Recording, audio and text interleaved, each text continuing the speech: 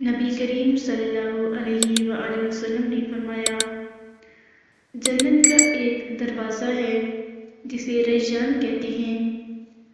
क़यामत के दिन उस दरवाजे से सिर्फ रोज़ेदार ही जन्नत में दाखिल होंगे, उनके सिवा और कोई उसमें से नहीं दाखिल होगा। पुकारा जाएगा कि रोज़ेदार कहाँ हैं?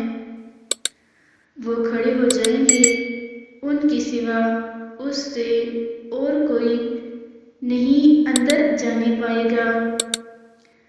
और जब ये लोग अंदर चले जाएंगे तो ये दरवाज़ा बंद कर दिया जाएगा, फिर उससे कोई अंदर ना जा सकेगा।